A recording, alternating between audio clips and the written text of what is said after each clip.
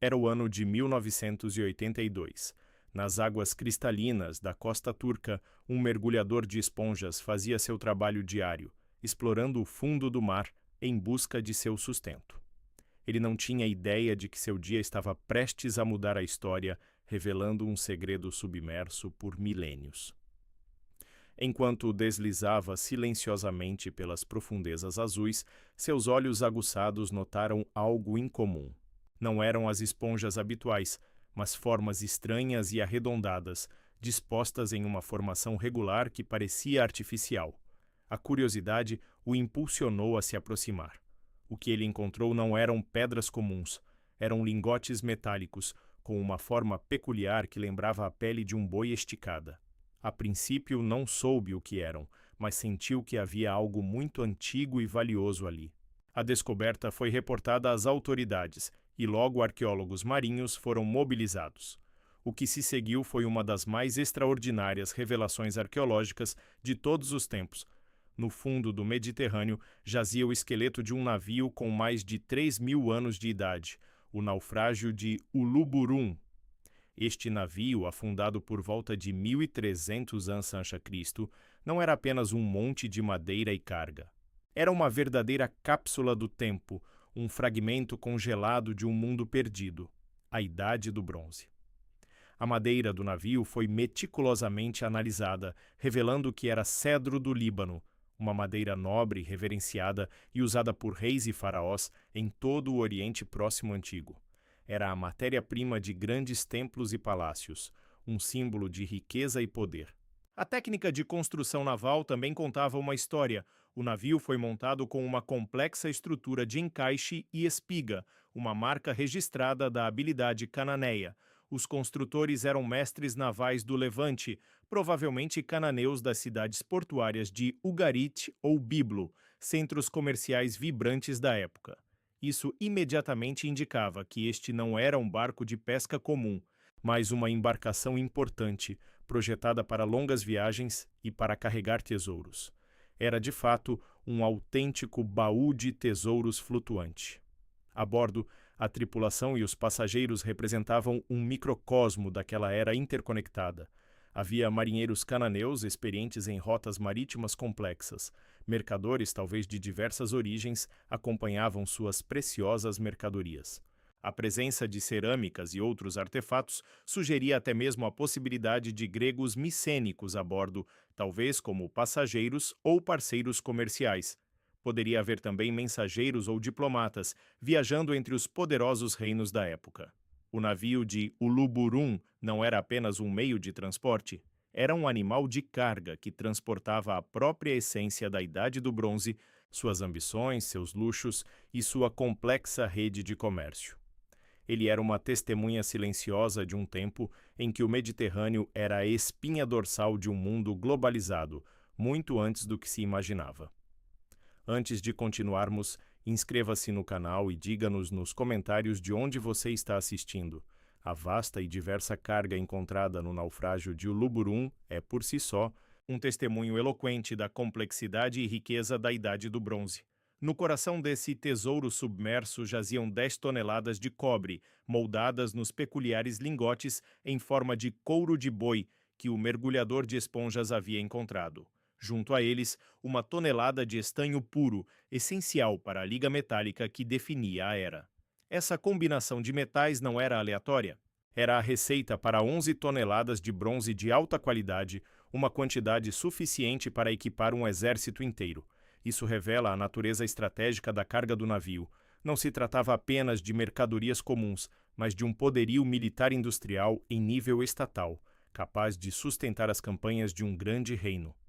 O bronze era o material da guerra, das ferramentas agrícolas e dos objetos de prestígio, e sua produção em tal escala era vital para a manutenção da hegemonia de qualquer potência da Idade do Bronze. Mas o Uluburun não transportava apenas metais bélicos.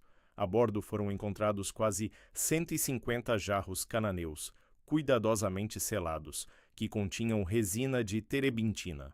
Essa resina era uma matéria-prima valiosa, usada na fabricação de incensos e perfumes, artigos de luxo que circulavam entre as elites da época. A presença desses jarros indicava o refinamento e a demanda por produtos aromáticos e cosméticos que caracterizavam a vida das cortes reais e dos templos.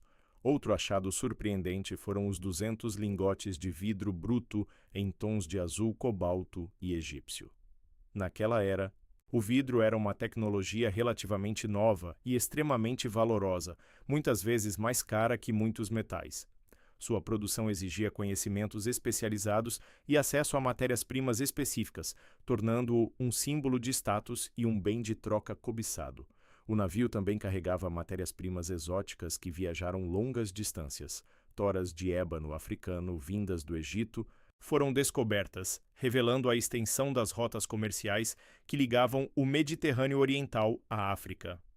O ébano era altamente valorizado por sua madeira escura e densa, usada na fabricação de móveis finos e objetos de arte.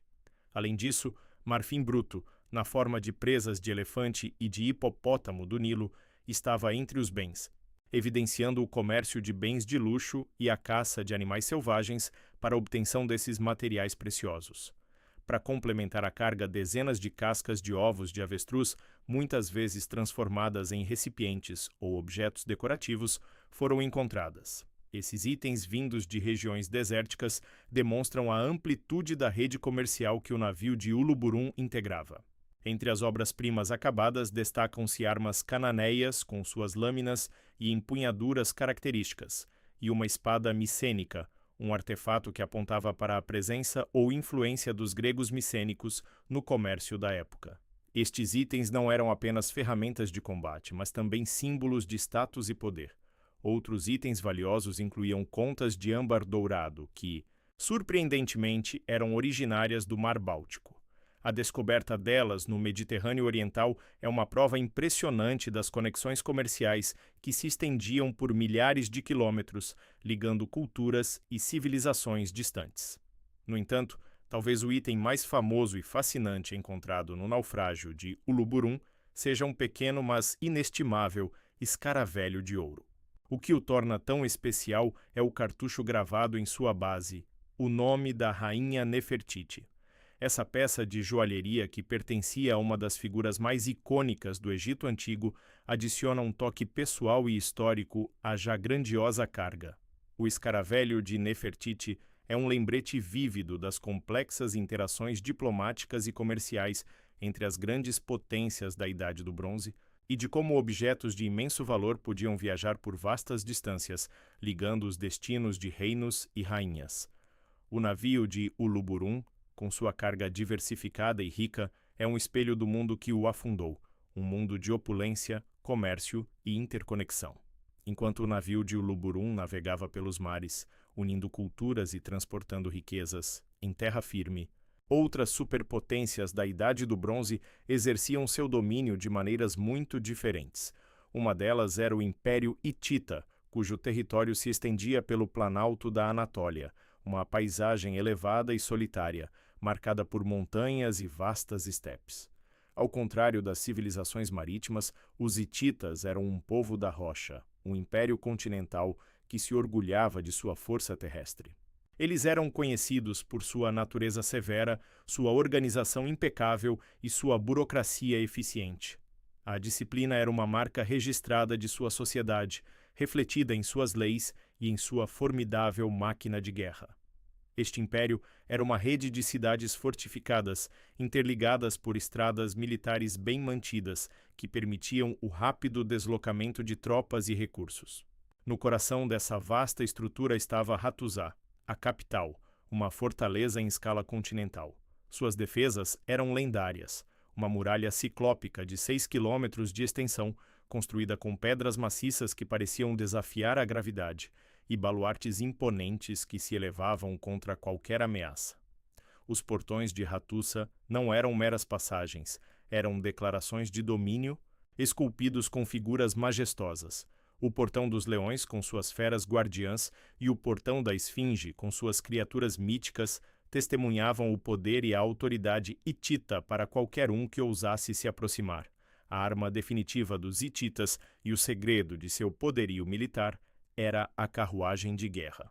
Esta não era uma carruagem comum, mas uma inovação revolucionária que mudaria a face da guerra.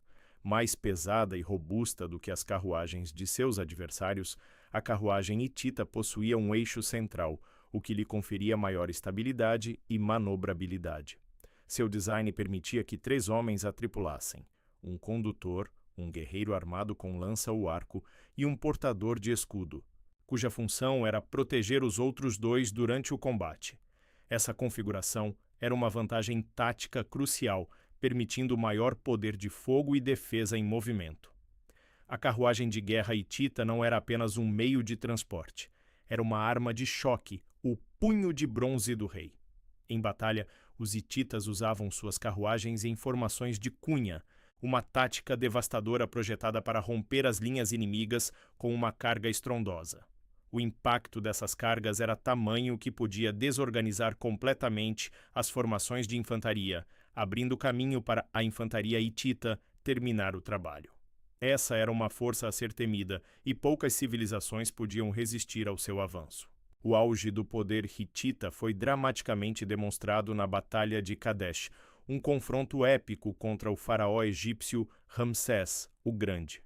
Nesta batalha, os hititas lançaram milhares de suas carruagens de guerra contra as forças egípcias, em uma demonstração de força sem precedentes. O resultado foi um impasse sangrento. Mas Kadesh serviu como uma prova inegável do poder hitita como uma superpotência da Idade do Bronze. Eles forçaram o grande Ramsés a um tratado de paz, um feito raro para qualquer inimigo do Egito.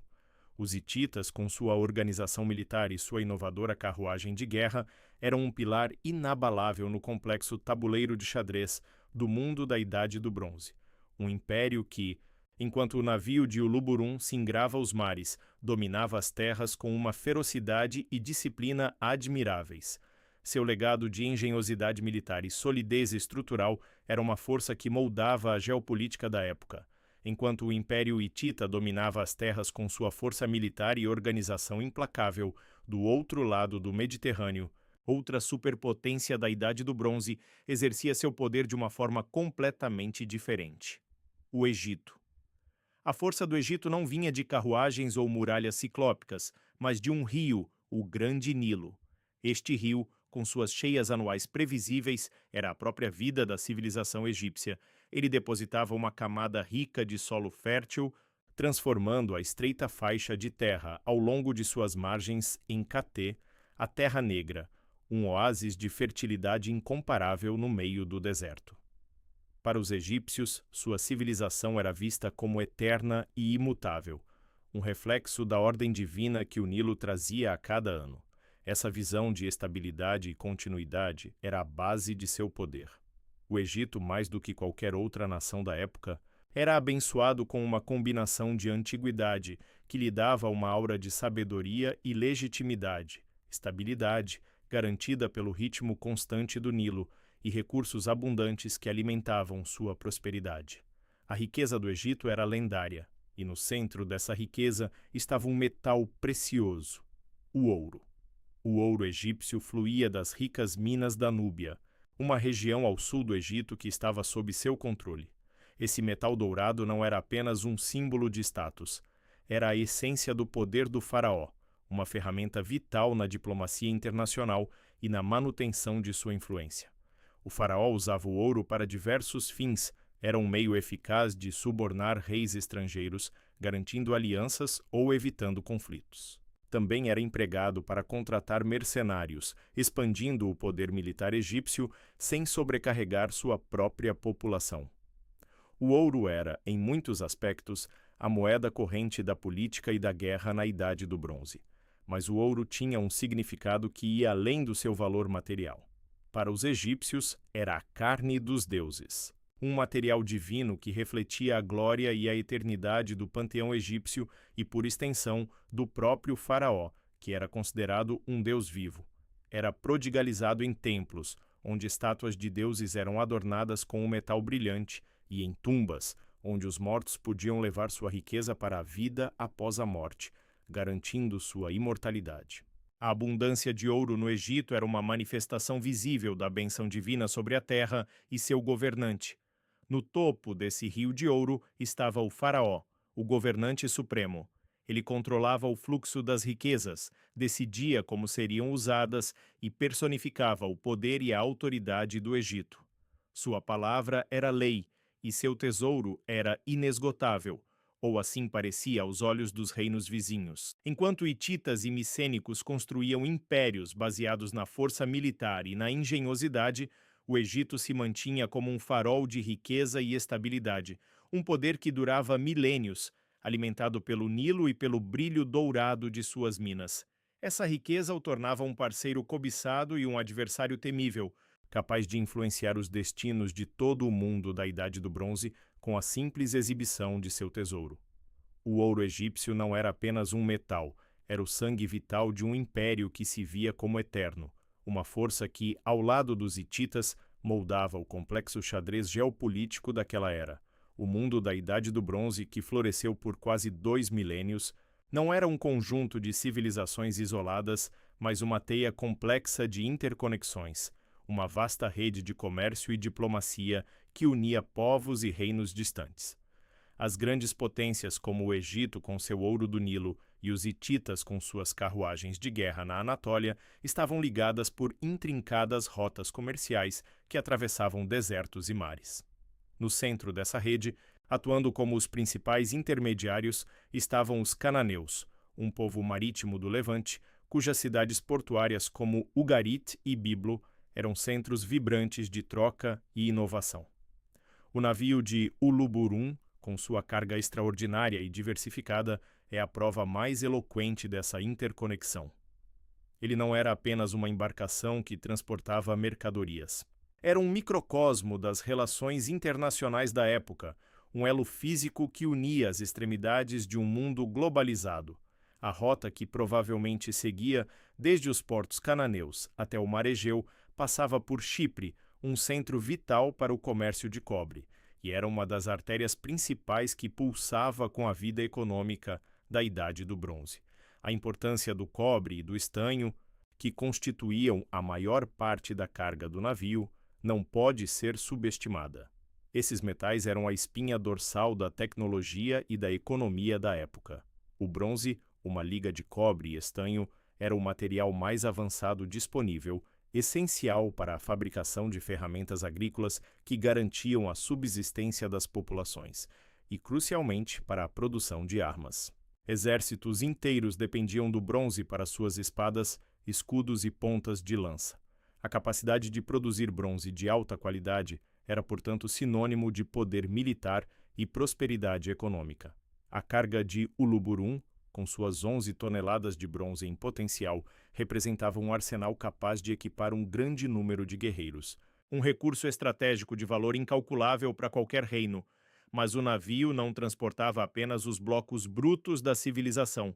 Ele carregava também os luxos e as matérias-primas exóticas que refletiam a sofisticação e o gosto refinado das elites da Idade do Bronze.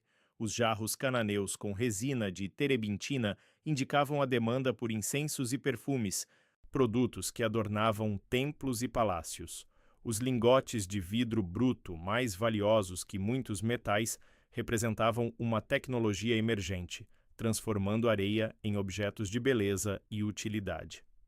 As toras de ébano africano e o marfim de presas de elefante e hipopótamo do Nilo eram bens de prestígio importados de terras distantes para decorar os lares dos ricos e poderosos. As cascas de ovos de avestruz, as contas de âmbar do Báltico e o escaravelho de ouro da rainha Nefertiti, cada um desses itens contava uma história de comércio de longa distância, de artesãos habilidosos e de um mundo onde o intercâmbio cultural era tão vital quanto o econômico. Essa interdependência econômica entre as civilizações da Idade do Bronze era a força motriz por trás de sua prosperidade. O Egito precisava do cobre e do estanho para seu bronze, os hititas buscavam o ouro egípcio para sua diplomacia, e os cananeus proviam os navios e a expertise para mover esses bens através do Mediterrâneo. O navio de Uluburum, com sua tripulação de marinheiros cananeus, mercadores e talvez até gregos micênicos e mensageiros, diplomatas, era um símbolo vivo dessa complexa dança de comércio e poder. A sua jornada interrompida no fundo do mar, oferece-nos uma janela inestimável para o funcionamento interno de um mundo que, antes de sua descoberta, era em grande parte conjectura. Este navio não era apenas um transportador de mercadorias. Era um transportador de cultura, de inovação e da própria Idade do Bronze, mostrando o quão profundamente interligadas eram as vidas e os destinos das grandes civilizações daquela era. A sua carga tão cuidadosamente organizada e tão diversificada ilustra a complexidade das rotas comerciais e a vasta rede de oferta e procura que caracterizava este período. Essa interdependência econômica entre as civilizações da Idade do Bronze era a força motriz por trás de sua prosperidade. O Egito precisava do cobre e do estanho para seu bronze, os hititas buscavam o ouro egípcio para sua diplomacia, e os cananeus proviam os navios e a expertise para mover esses bens através do Mediterrâneo.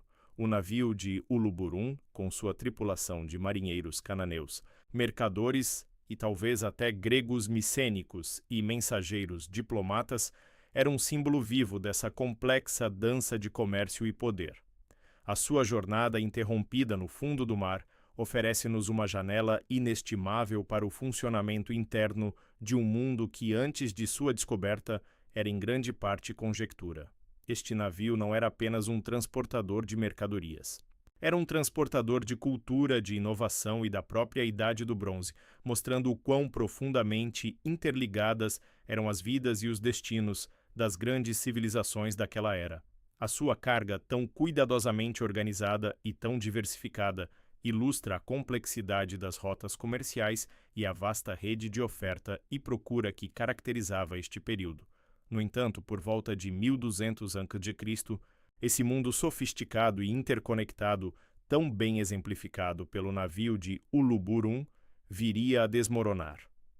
O que aconteceu e por que uma era de prosperidade e avanço tecnológico terminou de forma tão abrupta permanece um dos maiores enigmas da história.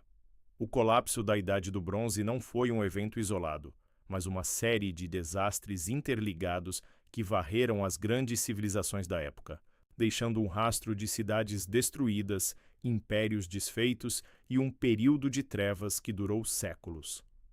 As teorias sobre as causas desse colapso são múltiplas e, na maioria das vezes, complementares. Uma das explicações mais aceitas envolve mudanças climáticas severas. Evidências arqueológicas e paleoclimáticas sugerem que a região do Mediterrâneo Oriental sofreu com secas prolongadas e severas. A falta de chuvas teria levado a colheitas fracas e, consequentemente, a fome generalizada. Em uma economia agrária onde a sobrevivência dependia diretamente da produtividade da terra, a escassez de alimentos teria desestabilizado sociedades inteiras, gerando conflitos internos e migrações em massa. Ao mesmo tempo, a região era sismicamente ativa.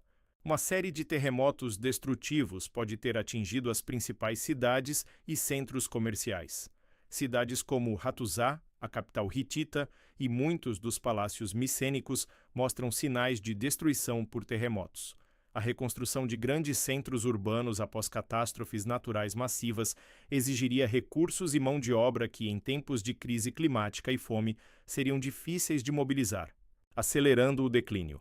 Outro fator crucial foram as guerras e migrações. A instabilidade interna e a escassez de recursos teriam levado a conflitos entre reinos e, mais notavelmente, a chegada dos misteriosos povos do mar.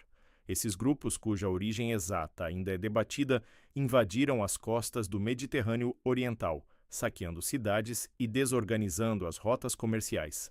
Registros egípcios da época, como os de Ramsés o Grande, descrevem batalhas ferozes contra esses invasores. Embora os egípcios tenham conseguido repelir os povos do mar, o custo foi imenso e o impacto na estabilidade regional foi devastador. Os impérios micênicos e hititas, já enfraquecidos, foram incapazes de resistir a essas invasões combinadas com outros fatores de estresse. O colapso econômico também desempenhou um papel central. A interrupção das rotas comerciais, como as que o navio de Uluburum percorria, teria cortado o suprimento de matérias-primas essenciais, como o cobre e o estanho. Sem esses metais, a produção de bronze cessou, paralisando a fabricação de ferramentas e armas, e desmantelando a economia baseada no bronze que sustentava as civilizações da época. A escassez de recursos, especialmente o bronze, teria sido um golpe fatal para a sofisticada rede de comércio e interdependência que havia florescido. Além disso, revoltas sociais podem ter contribuído para a instabilidade. A fome, a guerra e a opressão teriam gerado insatisfação entre as populações, levando a levantes contra as elites governantes. A estrutura burocrática e centralizada de muitos desses impérios, que havia sido sua força, tornou-se sua fraqueza quando confrontada com crises múltiplas. Quando a autoridade central falhava em prover segurança e alimentos, a ordem social se desintegrava. O colapso da Idade do Bronze foi, portanto, uma tempestade perfeita de eventos catastróficos.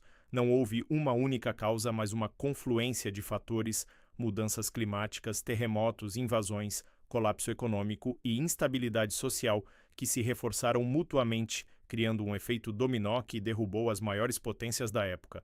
O impacto foi profundo e duradouro. A civilização micênica, com seus palácios e escrita linear B, desapareceu. O Império Hitita, outrora inabalável, foi varrido do mapa. Os cananeus perderam seus centros comerciais e sua proeminência. Até mesmo o Egito, embora tenha sobrevivido, entrou em um período de declínio e fragmentação. A perda de escrita, de tecnologia avançada e da complexidade social em muitas regiões marcou o fim de uma era e o início de um novo e incerto capítulo na história humana. O mundo rico e vibrante que o navio de Uluburun tão vividamente representava desapareceu, deixando para trás apenas ruínas e mistérios. O naufrágio de Uluburun, descoberto por um mergulhador de esponjas em 1982, emergiu do fundo do mar como um símbolo poderoso. Ele não apenas representava o auge da Idade do Bronze, com sua vasta rede de comércio e intercâmbio cultural, mas também a fragilidade inerente a esse sistema complexo. A carga do navio, uma mistura de matérias-primas essenciais e luxos exóticos, era um reflexo direto do mundo que estava prestes a desaparecer, um microcosmo de uma era que, em seu esplendor, carregava as sementes de sua própria destruição. A especulação sobre o destino exato do navio de Uluburun permanece. Teria sido pego por uma tempestade repentina, uma das muitas que assolam aquela costa? Ou teria sido vítima de pirataria, um risco constante nas rotas marítimas da Idade do Bronze, especialmente em tempos de crescente instabilidade? Ou talvez apenas um acidente de navegação, um erro humano que selou o destino de sua rica carga e de seus marinheiros cananeus e mercadores. A verdade nunca será totalmente conhecida, mas o navio afundado tornou-se um epitáfio silencioso para o mundo que o enviou em sua última viagem. O mistério do desaparecimento de grandes civilizações, como as micênicas e hititas, e a ascensão de novas eras após o colapso, são temas que continuam a fascinar e a desafiar os historiadores. A Idade do Ferro, que se seguiu, foi um período de menor complexidade social e tecnológica em muitas regiões, uma regressão aparente após o brilho do bronze. No entanto, dessa aparente escuridão, novas formas de organização social e política, novas tecnologias e novas ideias surgiriam, lançando as bases para as civilizações clássicas da Grécia e Roma. O legado do naufrágio de Uluburun é imenso. Ele serve como uma janela única para um período crucial da história humana, um momento de transição e transformação. Antes de sua descoberta, grande parte do que se sabia sobre o comércio e as interconexões da Idade do Bronze era baseado em textos e artefatos terrestres. O navio, com sua carga intacta, trouxe uma perspectiva tridimensional e tangível para essas teorias, preenchendo lacunas e confirmando hipóteses. Ele mostrou que o mundo da Idade do Bronze era muito mais globalizado do que se imaginava, com um fluxo constante de bens, pessoas e ideias através de vastas distâncias. A importância da arqueologia subaquática na compreensão desses eventos históricos não pode ser subestimada. O fundo do mar, ao contrário da Terra, muitas vezes preserva os contextos intactos, selando os momentos exatamente como aconteceram. O Luburum é o exemplo mais espetacular disso, oferecendo uma cápsula do tempo que, se encontrada em terra, teria sido saqueada e dispersa há milênios. A paciência e a dedicação dos arqueólogos subaquáticos, que passaram anos meticulosamente escavando o local, revelaram uma riqueza de informações que, de outra forma, estaria perdida para sempre. A reflexão final que o naufrágio de Uluburum nos oferece é sobre a impermanência dos impérios e a resiliência da humanidade. Grandes potências como os hititas, o Egito de Ramsés, o Grande e os micênicos, que pareciam inabaláveis em seu poder, acabaram por sucumbir a uma combinação de forças internas e externas. Suas complexas redes comerciais e estruturas sociais se desintegraram. No entanto, a humanidade sobreviveu. As comunidades se reorganizaram. Novas tecnologias, como a metalurgia do ferro, foram desenvolvidas e a civilização encontrou novos caminhos para florescer. O colapso da Idade do Bronze não foi o fim, mas um doloroso renascimento. O impacto da descoberta de Uluburum na compreensão da história antiga é monumental. Ele transformou nossa visão sobre a Idade do Bronze, revelando-a não como um conjunto de civilizações isoladas, mas como um sistema interconectado e vibrante, onde o comércio, a diplomacia e a guerra moldavam um mundo globalizado. O navio, com seus tesouros e seus mistérios, continua a nos ensinar sobre um passado distante que ainda ressoa em nosso presente, lembrando-nos da complexidade da história e da eterna busca por conhecimento. Ele é a prova concreta de uma era que, embora perdida, deixou um legado inesgotável para ser explorado e compreendido.